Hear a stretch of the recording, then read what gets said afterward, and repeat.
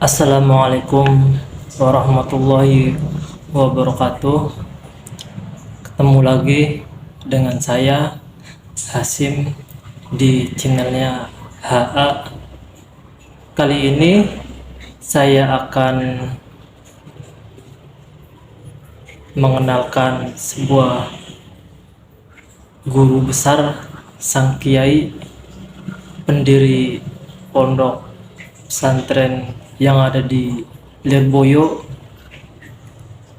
dan pesantren ini sangat terkenal sekali, dan saya pribadi juga anjurkan ke semua orang tua yang mempunyai anak itu jangan lupakan sebuah pesantren, karena pesantren itu bukan hanya untuk bangsa dan negara, ini juga untuk dunia. Banyak dianggap pesantren itu dipandang sebuah sebelah mata, tetapi bangsa ini juga itu terdiri dari banyaknya sang kiai yang memperjuangkan negara ini. Dan Lirboyo itu pesantren yang cukup bagus. Di situ mendalami ilmu-ilmu kitab-kitab kuning, ilmu-ilmu semua ada di pesantren Lirboyo. Dan tidak cuma pesantren Lirboyo, semua pesantren itu sangat saya rekomendasikan. Itu pesantren sangat penting untuk di zaman ini. Banyak, bukan hanya Lirboyo, ada Tebu Ireng, Tambak Beras, Langitan, banyak banget. Tuban, Jawa Barat ada Cirebon, ada di Karawang, di Banten, dan pesantren itu keren. Tapi di sini saya akan mengenalkan sang kiai besar. Beliau pendiri pesantren Lirboyo, bernama Kiai Haji Abdul Karim. Di Lirboyo sendiri disebut Mbah Yai Sepuh. Kiai Haji Abdul Karim itu nama kecilnya beliau Mbah Manap. Mbah Manap ini lahir di Jawa Tengah, di Magelang. Beliau bukan keturunan sang kiai, tetapi beliau Mbah Manap keturunan petani. Dan slogan di Lirboyo juga apa itu namanya,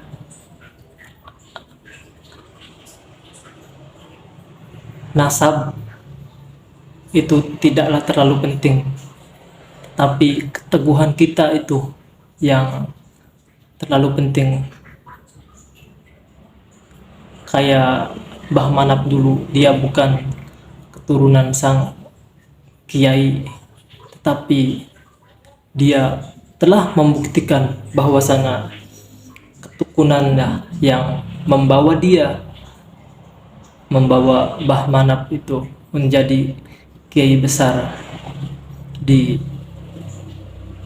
kota Kediri, tepatnya di Lirboyo itu.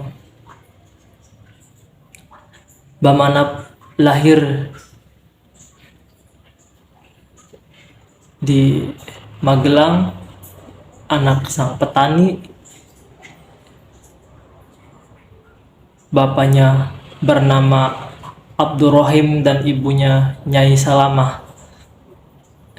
Dan Nyai Salamah juga mempunyai 4 anak, dan salah satunya Mbah Manap. Lalu Mbah Manap dibawa sama kakaknya ke daerah Jawa Timur untuk menimba ilmu di pesantren yang ada di Kediri. Dan Mbah Manap ini nyantri sambil bekerja di Kediri juga, tepatnya di daerah Babadan. Itu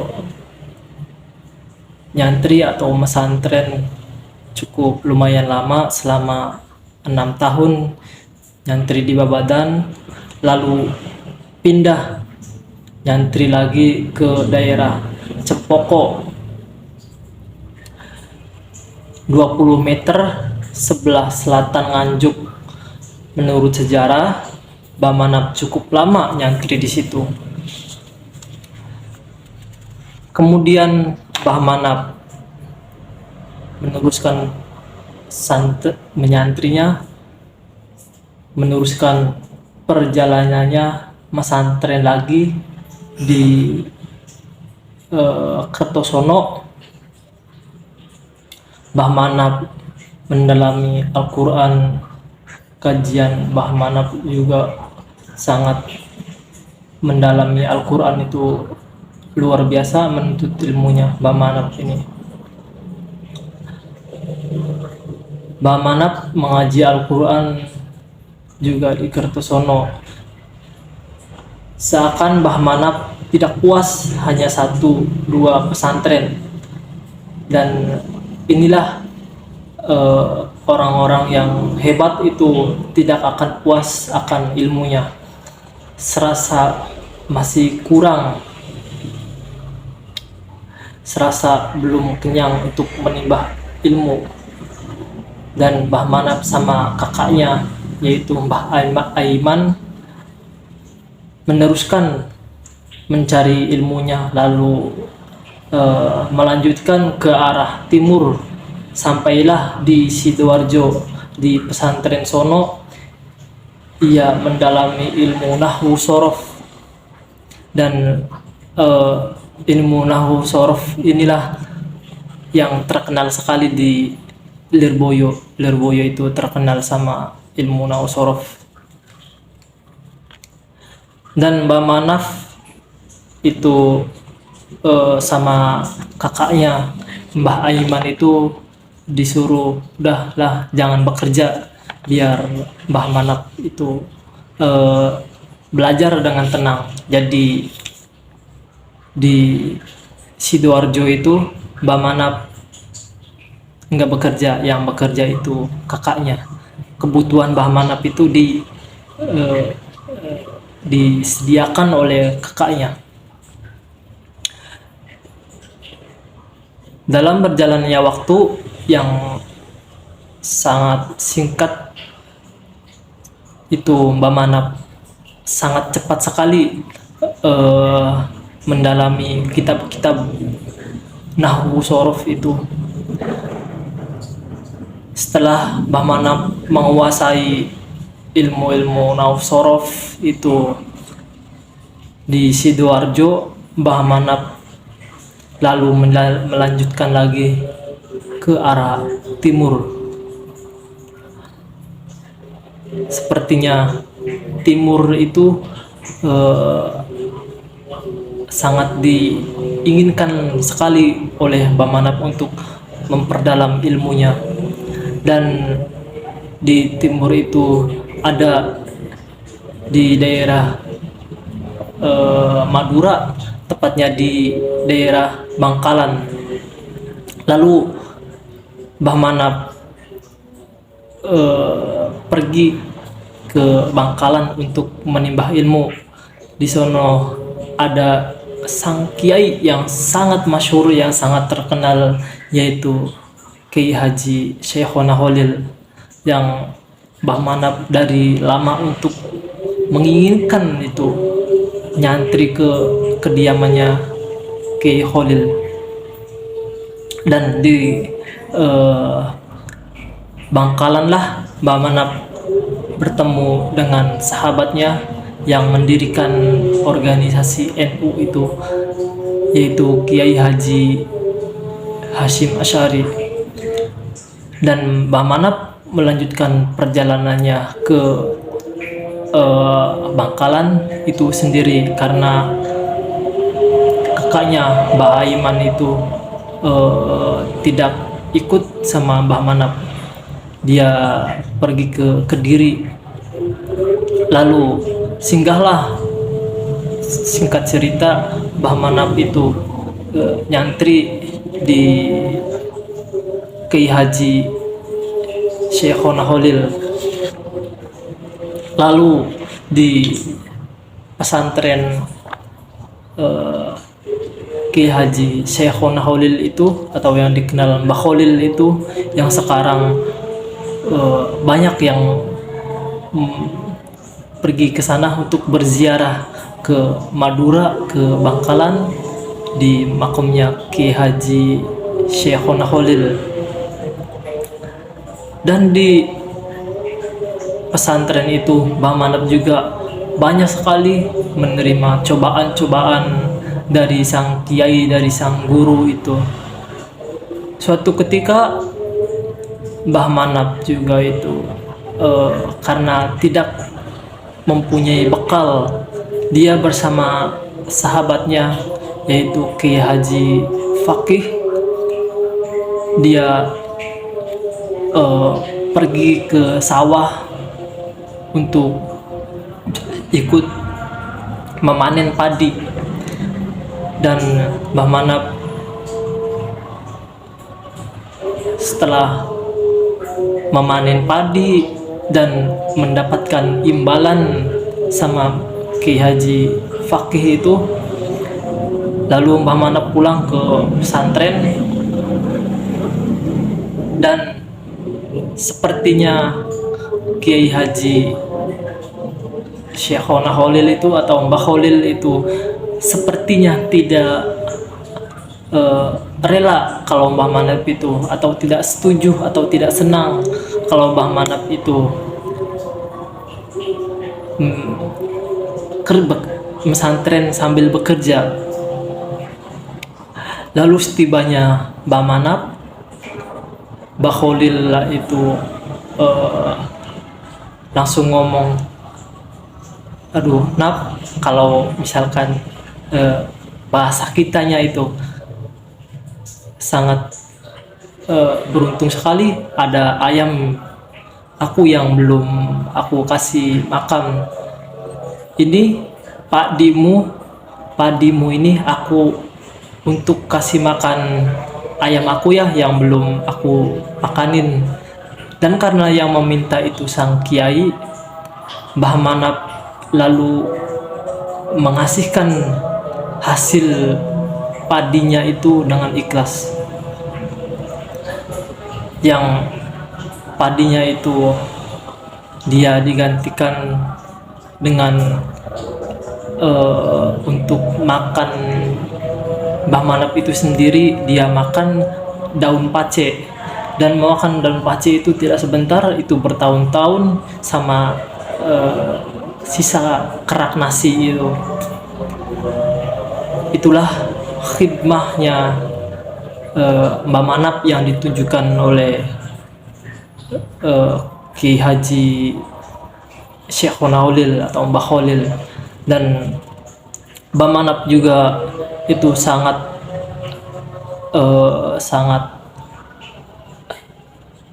lama menyantri di Mbah Holil, yaitu 23 tahun lamanya dia belajar dengan tekun di Mbah Holil itu. Dan banyak cerita-cerita yang menarik dari Mbah Manap selama nyantri sama Mbah Holil itu. Mbah Manap juga hanya mempunyai satu pakaian, dan ini cerita yang sangat kita untuk patut diteladani. Mencari ilmu itu kalau kita alasannya tidak mempunyai bekal, Mbah Manap sampai 23 tahun di Bangkalan itu hanya mempunyai ketika itu hanya mempunyai satu pakaian saja. Ketika pakaian itu dicuci dan dia menjemurnya, Mbah Manap itu berendam untuk menunggu pakaian itu kering. Dan selama dia berendam itu, dia dimanfaatkan untuk menghafal alfiyah, untuk memanfaatkan hafalan-hafalan yang lain. Itu yang harus kita teladanin gitu. Karena belajar itu menuntut ilmu itu kalau kata itu saking wajibnya itu. Pada Mbah Manap sudah berumur hampir 50 tahun, Khairul Khalil menyuruh Mbah Manap untuk menyebarkan ilmunya. Kata Mbah Manap, kata Mbah Khalil ke Mbah Manap itu, dia disuruh untuk pulang untuk menyebarkan ilmunya. Dan di sini Mbah Manap itu menunjukkan keteladanannya. Walaupun Mbah Manap itu masih kepingin di Bangkalan, masih betah untuk nyantri sama Kiai Haji Syekhona Khalil itu, tapi karena yang menyuruh pulang itu gurunya, yang menyuruh untuk menyebarkan ilmu itu gurunya, maka Syekhona Khalil itu dia menuruti Syekhona Khalil, si Mbah Manap ini. Dan nggak pernah untuk menolak apa yang disuruh oleh Mbah Khalil itu. Ketika suatu saat Mbah Khalil menyuruh apa, dia langsung itu keteladanan santri yang ditunjukkan oleh Mbah Manap kepada Mbah Khalil.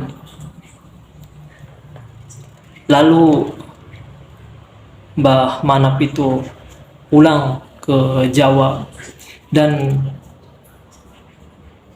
Mbah Manap itu dulu pas waktu menjadi santri pertamanya itu, santri pertama Mbah Khalil itu, dia sama Mbah Hasyim Asy'ari, tetapi Mbah Hasyim Asy'ari itu sudah pulang duluan dan mendirikan sebuah pesantren di daerah Jombang, tepatnya di Tebu Ireng. Lalu Mbah Manap pulang ke Jawa dan singgah di sahabatnya itu yang menjadi kiai itu, yang sudah mendirikan pesantren di Tebu Ireng itu. Ketika itu Tebu Ireng masih berusia 3 tahun. Lalu Mbah Manap singgah di situ dan tinggal di situ selama 5 tahun. Dia nyantri lagi pada sahabatnya Kiai Haji Hasyim Asy'ari. Lalu karena Mbah Manap itu cukup umur untuk berumah tangga, dan Mbah Hasyim Asy'ari itu dia kepingin menjodohkan antara Mbah Manap sama anak-anaknya Mbah Soleh Banjarmelati Kediri. Lalu walaupun dari Kediri itu, dari Kiai Haji yang ada di Pare itu sowan ke Mbah Hasyim untuk meminta santrinya untuk menikah sama putrinya Kiai Haji yang ada di Pare itu, lalu ditolaklah itu karena pengen Mbah Hasim itu, Mbah Manap nikah sama eh, Mbah Banjarmelati putrinya, dan diutuslah santrinya itu untuk pergi ke Kediri, ke Banjarmelati, ke Kiai Haji Soleh untuk menanyakan bahwa masih ada enggak putrinya yang belum menikah. Lalu dijawab sama Mbah Soleh, masih ada katanya. Lalu pesan itu disampaikan sama santrinya ke Mbah Hasim bahwasanya masih ada anaknya Mbah Soleh itu yang belum menikah. Lalu diutuslah lagi si santri ini untuk pergi ke Kediri dan menyampaikan bahwa putrinya itu dilamar oleh santrinya, yaitu Mbah Manap, dan jangan pulang selama masih belum dijawab, dan jawaban itu harus ditunggu sama santrinya Mbah Hasim. Dan yang menarik ini ucapan Mbah Soleh itu, saya akan datang sendiri ke Tebu Ireng. Dan benar saja Mbah Soleh itu datang ke Tebu Ireng dan membawakan pesan yang sangat menggembirakan Mbah Hasim. Dan Mbah Soleh itu menerima lamarannya Mbah Hasim untuk Mbah Manap itu, dan putrinya Mbah Soleh itu masih umur 15 tahun dan Mbah Manap umur 50 lebih, dan itu dinikahkan oleh Mbah Hasim sama Mbah Soleh Banjarmelati secara sederhana. Singkat cerita, lalu menikahlah Mbah Manap dan Mbah Hasim yang sederhana itu, tidak ada acara yang meriah. Ketika Mbah Manap menikah dengan putrinya Mbah Soleh Banjarmelati itu, Mbah Manap masih nyantri di Tebu Ireng selama 5 bulan kalau nggak salah, dan diminta untuk pulang sama Mbah Hasim ke Banjarmelati. Dan tibalah Mbah Manap ke diaman sang istri dan sang mertua Mbah Soleh Banjarmelati. Dan di situ ketika Mbah Soleh Banjarmelati itu karena dia mempunyai sawah yang ngelewatin desa Lirboyo itu, dan Mbah Soleh juga kiai yang sangat disegani di Kediri itu. Lalu suatu saat ada pikiran Mbah Soleh untuk mendirikan pesantren di Lirboyo, dan mungkin Allah mempunyai jalannya sendiri, karena di Lirboyo itu banyak orang-orang yang kayak semacamnya preman kayak gitu, dan orang-orang yang belum mengenal agamanya Allah itu. Lalu Kilurah Lirboyo itu sowan pada Byai Soleh Banjarmelati itu untuk meminta menantunya Mbah Manap itu mukim di Kelurahan Lirboyo itu. Dan ada warga situ yang ingin pindah dan tanahnya itu yang berapa petak itu lalu dibelilah sama Mbah Soleh Banjarmelati. Di cerita yang saya catat, yang saya baca itu, Mbah Yai Soleh Banjarmelati itu terus dia mendirikan sebuah rumah kecil, rumah yang sederhana untuk menantunya Mbak Manap. Ketika dia sudah mendirikan sebuah rumah, lalu Mbak Manap itu dipanggillah sama Mbah Soleh, dan Mbah Soleh berkata, Mbah Manap, saya sudah membangunkan rumah untukmu di Kelurahan Lirboyo itu. Lalu karena Mbah Manap itu belum mempunyai singgah, belum mempunyai rumah, merasa sangat senanglah karena diberikan rumah oleh mertuanya itu. Lalu malam itu juga Mbah Manap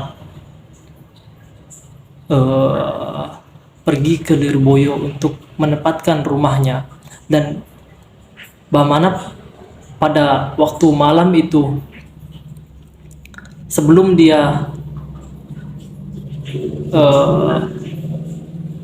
tinggal di rumah itu diazanin dulu sama Mbah Soleh.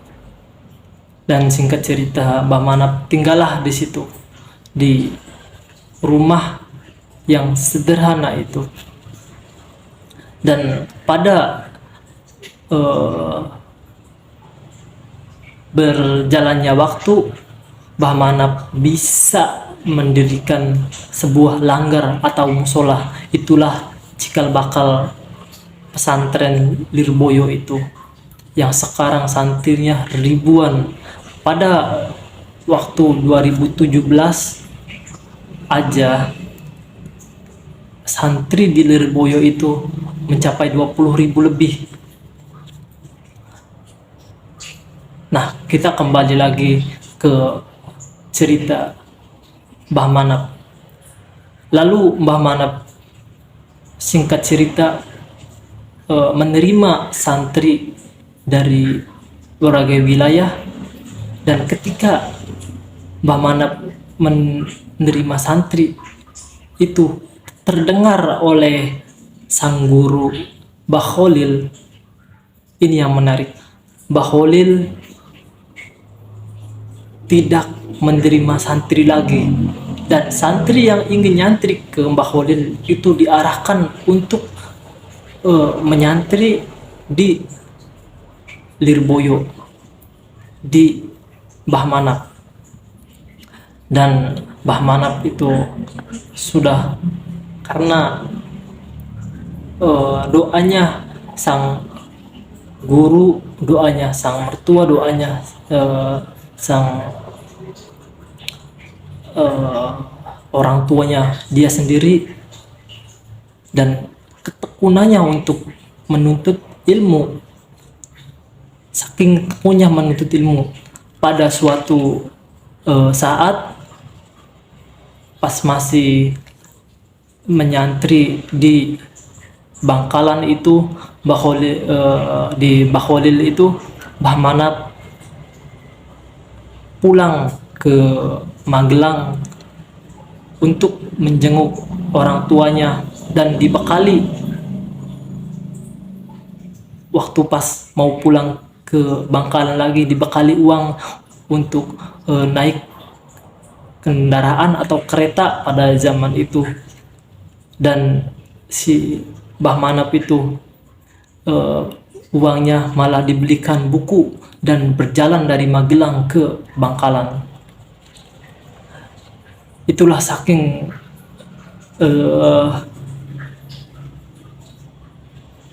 tawaduknya untuk menuntut ilmu, saking semangatnya menuntut ilmu. Dan semoga ini bisa ditiru sama generasi-generasi muda pada zaman ini. Dan Mbah Manap itu suatu saat dia menunaikan haji itu pada waktu zaman itu belum pakai pesawat terbang, dia pakai kapal air melalui Surabaya, dan di Surabaya itu Mbah Manap bertemu lah dengan sang sahabat dan sang guru Ki Haji Hasyim Asy'ari. Dan di Mekah lah, sepulangnya dari tanah haji itu, tanah Mekah, pulang ke Lirboyo itulah nama Kiai Haji Abdul Karim itu didapat. Nah,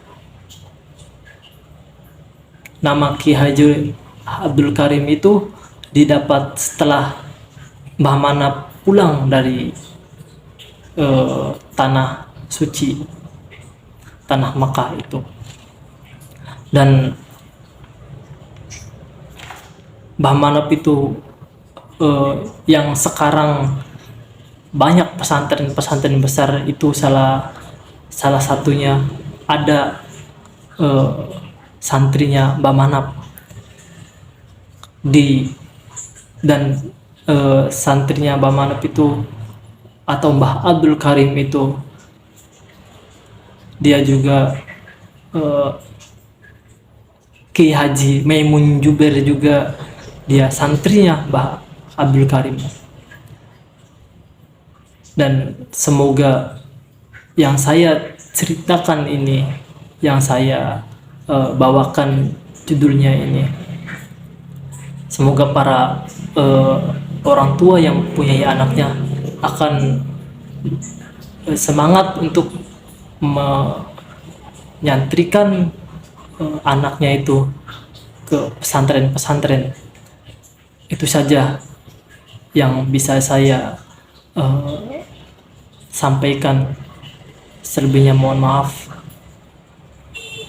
Bila fil taufiq wal hidayah. Wassalamualaikum warahmatullahi wabarakatuh. Dan komen siapa lagi dan apa lagi yang saya bahas. Kalau ada permintaan itu silahkan komen, nanti saya akan bahasnya. Wassalamualaikum warahmatullahi wabarakatuh.